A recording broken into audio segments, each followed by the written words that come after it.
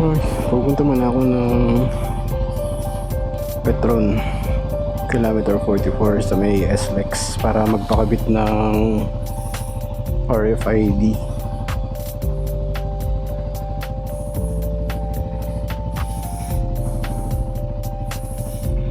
Nakuha ko na yung ORCR within 3 weeks. Nakuha ko na.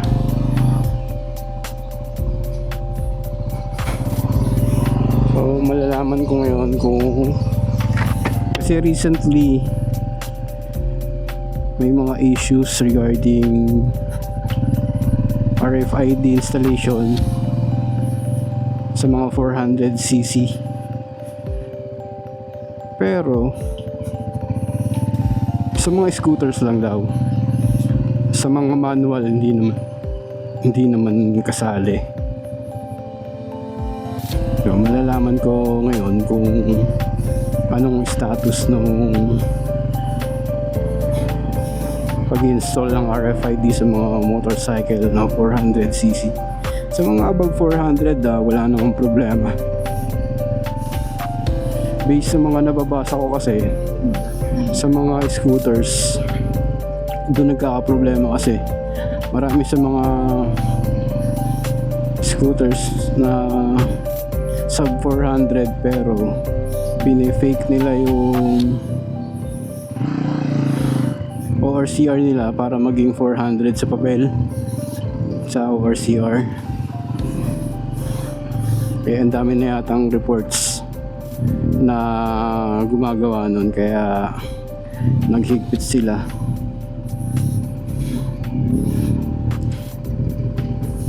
So malaman ko ngayon.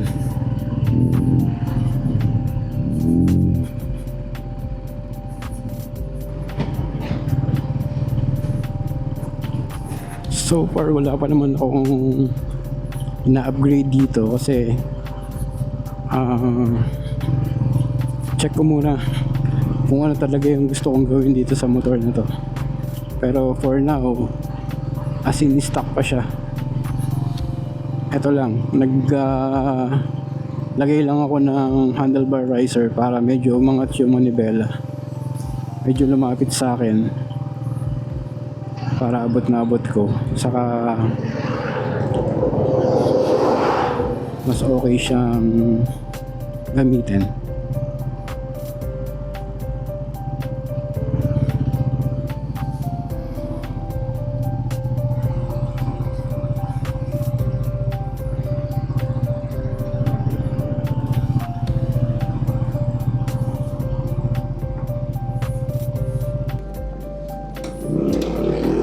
$300 pula.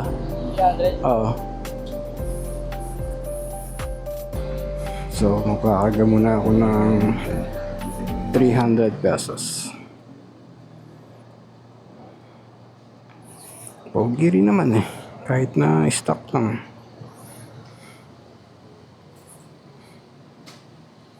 $230 sa 56.80 na gas dito sa ano bang gasolinahan to, local gasoline station lang to eh.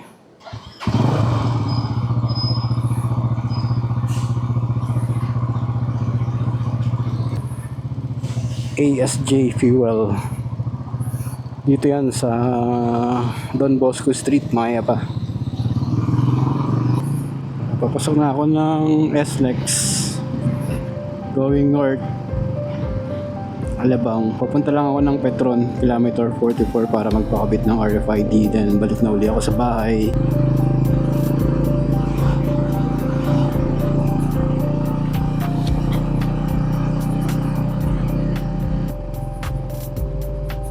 Okay, dito na ako sa may Petron. RFID.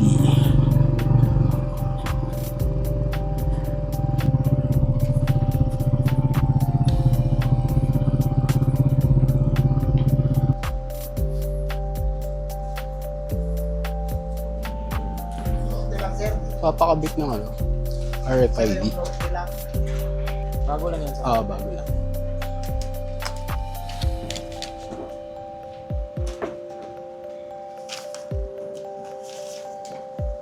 Logan lang. Loadan lang.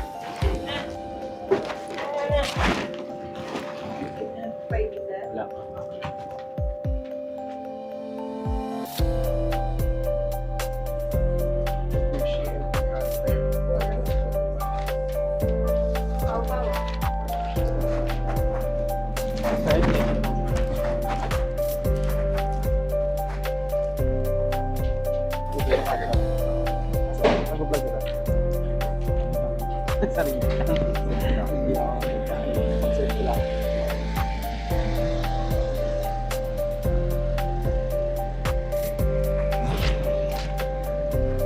North-south na to, ano?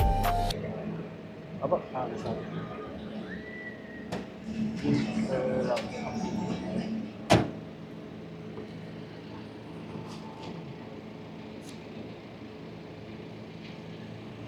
Thank you.